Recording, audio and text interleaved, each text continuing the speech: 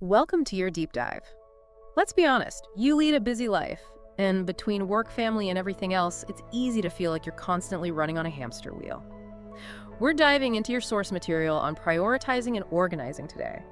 I don't know about you, but my to-do list sometimes feels like it has a life of its own. It's true.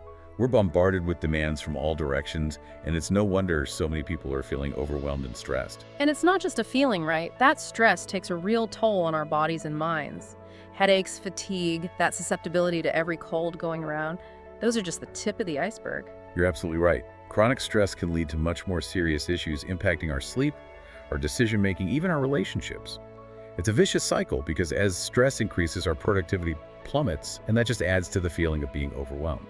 So how do we break free from this stress cycle? Your sources point to two key strategies: prioritizing and organizing. I'm really intrigued to see how these concepts can help us regain a sense of control.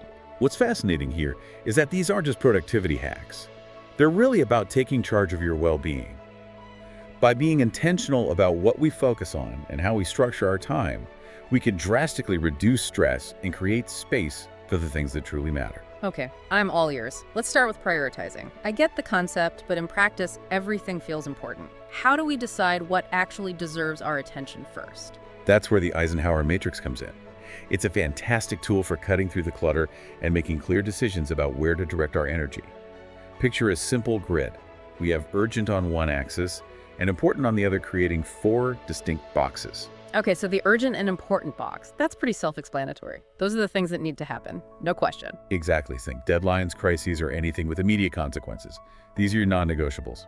Then there's the important but not urgent box. This is where things get tricky for me. I know these tasks matter in the long run, but they're so easy to put off when the urgent stuff is screaming for attention. This box is all about investing in your future self. It's about long-term goals, personal growth, building strong relationships, even taking care of your health. These activities might not have a looming deadline, but they contribute to a more fulfilling and successful life in the long run. The Eisenhower Matrix forces you to acknowledge these vital tasks and actually schedule time for them. That makes a lot of sense. Okay, let's move on to the other two quadrants. What about tasks that are urgent but not important? Honestly, these are the ones that stress me out the most. I understand completely. These are the interruptions, the distractions, the things that pull us away from our true priorities.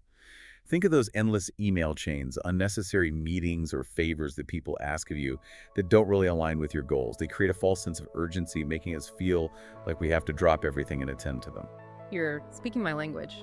Learning to say no to some of these things is definitely a skill I need to work on. Okay, that leaves us with the last box, neither urgent nor important. This one seems pretty straightforward. Yes, this is where the true time wasters reside. Think aimlessly scrolling through social media, binge-watching shows when you have a mountain of work to do, or anything that just doesn't contribute to your well-being or goals. The key is to be honest with yourself about how much time you spend on these activities and make a conscious effort to minimize them. Now that we've explored all 4 quadrants of the Eisenhower Matrix, I'm curious, how do you suggest we actually use this in our daily lives? Do you think it's helpful to literally write down all our tasks and categorize them? It can definitely be helpful, especially when you're first starting out. It brings a level of awareness to how you're currently spending your time and highlights areas where you might be getting sidetracked.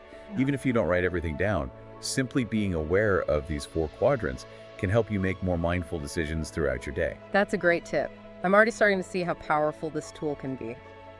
Okay, so we've figured out our priorities. We know what needs our attention first. Where does organization come into the picture? Prioritizing is like setting your destination. Organization is all about creating a clear roadmap to get there. It provides the structure and systems that prevent us from feeling overwhelmed by our priorities. So it's less about frantically trying to juggle everything at once and more about having a clear plan of action. Precisely. One of the most effective organizational strategies is time blocking. It's about scheduling specific blocks of time in your day for different tasks based on your priorities. Think of it as making appointments with yourself to actually work on those important but not urgent tasks that often get neglected. It's a game changer. Wow, that's a great way to put it. I love the idea of making appointments with myself. It almost feels like self-care, you know? It absolutely is. Time blocking isn't just about productivity. It's about honoring your priorities and ensuring that you're dedicating time to the things that truly matter to you. This is really resonating with me. So I'm sold on the concept of time blocking, but how do we make it work in real life? Let's face it, unexpected things pop up all the time. You're right, life rarely goes exactly according to plan. But that's where the flexibility of time blocking comes in. It's not about creating a rigid schedule that you have to adhere to no matter what. It's more about having a framework in place that you can adjust as needed. So it's like having a plan, but being willing to deviate from it when necessary. Exactly. The key is to have that initial structure, but also be prepared to adapt. For example, if an urgent matter arises that requires your immediate attention, you could simply shift your blocks around to accommodate it. That makes me feel a lot better. I was picturing this rigid schedule that would just add to my stress level if things didn't go perfectly. It's important to remember that time blocking is a tool to serve you, not to rule you. Okay, time blocking is definitely something I want to try. But beyond that, are there other practical tips for staying organized? I'm always looking for ways to streamline my life and reduce that feeling of overwhelm. Absolutely. One simple but often overlooked tip is to choose a central system for managing your tasks and appointments. So are you talking about a planner, a digital calendar, or a specific app? What do you recommend? The specific tool you choose is less important than the consistency of using it. Some people swear by their paper planners, while others prefer the convenience of digital calendars and task management apps. The key is to find a system that you'll actually enjoy using and stick with it. I've got to confess, I'm a bit old school and still love my paper planner. There's something so satisfying about physically crossing things off my list. I completely understand. There's definitely something to be said for the tactile experience of writing things down. But whether you go digital or analog, the important thing is to have a central hub where you can keep track of everything. No more scattered notes or trying to remember appointments. That makes a lot of sense. A central hub definitely sounds like a recipe for less stress and more peace of mind. And don't underestimate the power of decluttering. Both physical and digital clutter can contribute to feeling overwhelmed and mentally drained. I'm a firm believer in the connection between a tidy space and a clear mind. But honestly, decluttering can feel like a daunting task in itself. Do you have any tips for making it feel less overwhelming? Absolutely. Start small. Choose one area like your desk or a single drawer and focus on clearing that space. You don't have to tackle everything at once. Even small steps can make a big difference in how you feel. Okay, so small steps, consistency, and finding a system that works for you. I'm getting the sense that these are the key principles for success in both prioritizing and organizing. You're absolutely right. It's not about achieving some unattainable level of perfect organization overnight. It's about building sustainable habits that make you feel more in control of your time and your life. This has been so insightful. I'm already feeling more motivated to tackle my to-do list with a sense of purpose rather than dread. That's fantastic to hear. Remember, prioritizing and organizing are tools to help you create a life that feels more aligned with your values and goals. It's about freeing up mental space for the things that truly matter. So it's about creating a life that feels aligned with our values and goals rather than constantly reacting to external demands. I love that. Exactly. And the beautiful thing is that you don't have to overhaul your entire life overnight to experience the benefits of prioritizing and organizing. Right, it's not about striving for some unattainable level of perfection. Precisely. Start small, choose one area of your life where you feel the most stress, and start implementing some of the techniques we've discussed today. Maybe it's your overflowing inbox, your chaotic schedule, or even just your cluttered kitchen counter. Pick one battle and focus on winning that before moving on to the next. Exactly. And remember, it's a journey, not a destination. Be patient with yourself, celebrate your progress, and don't be afraid to adjust your approach as you go. I'm already starting to feel more empowered to take control of my time and my life. I'm curious though, what are some common pitfalls people encounter when trying to implement these strategies? What advice would you give for overcoming those challenges? That's a great question. One of the biggest obstacles is often the fear of change. We get so used to doing things a certain way, even if that way isn't serving us well. It's like we're creatures of habit, even if those habits are holding us back. Exactly.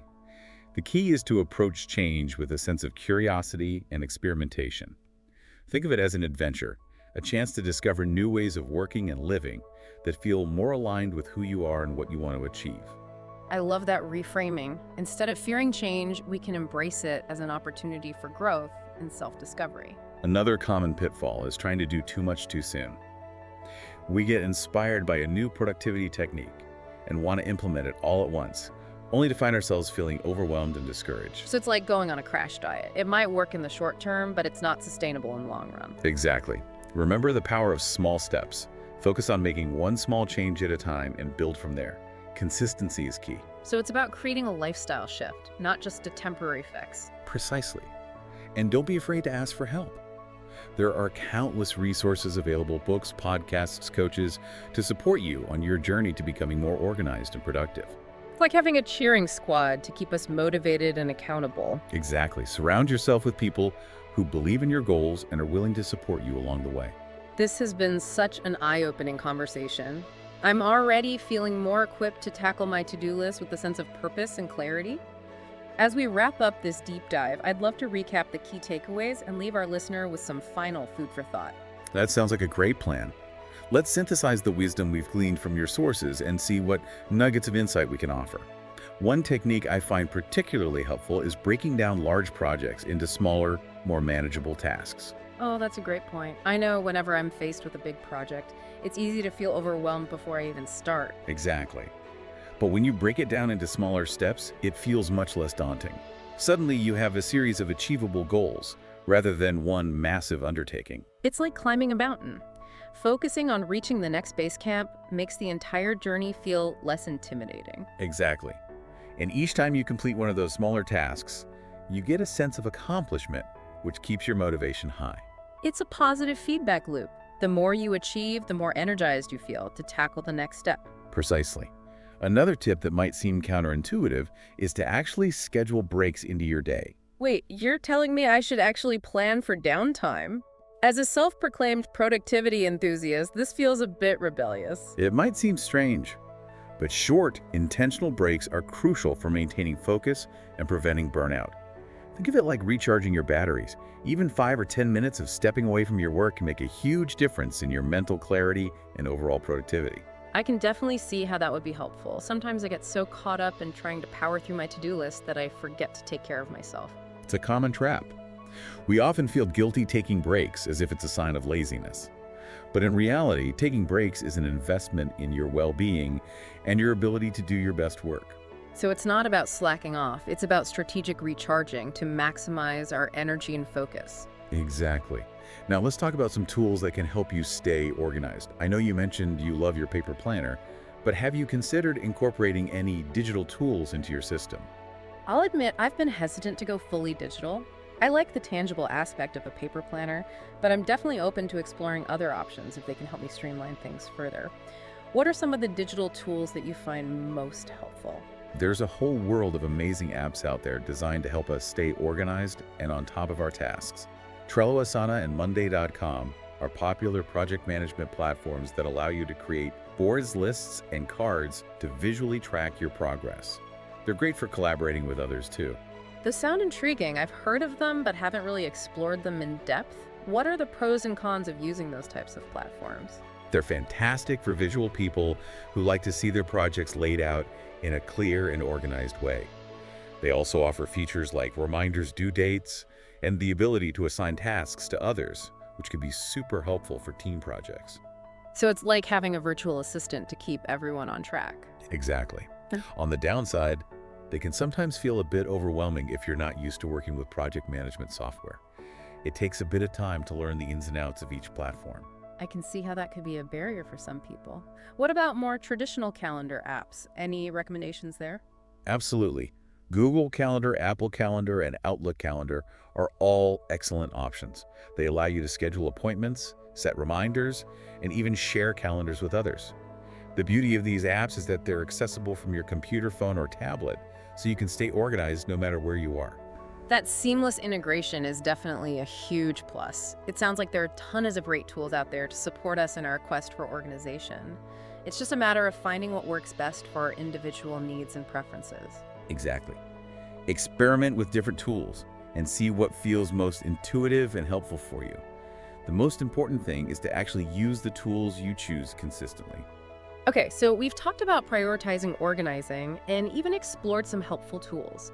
As we wrap up this discussion, I'd love to touch on the combined power of these strategies. It seems like they work synergistically to create a more balanced and fulfilling life. You're absolutely right. When you prioritize effectively and implement organizational systems that support those priorities, you create a powerful force for positive change in your life. It's like we're building a stress-resistant shield one prioritized task and organized hour at a time. That's a great way to put it. By being intentional about how we spend our time and energy, we free up mental space for the things that truly matter, our relationships, our passions, our well-being. It's not just about getting more done, it's about living a more meaningful and fulfilling life. So it's about creating a life that feels aligned with our values and goals rather than constantly reacting to external demands. I love that. Exactly.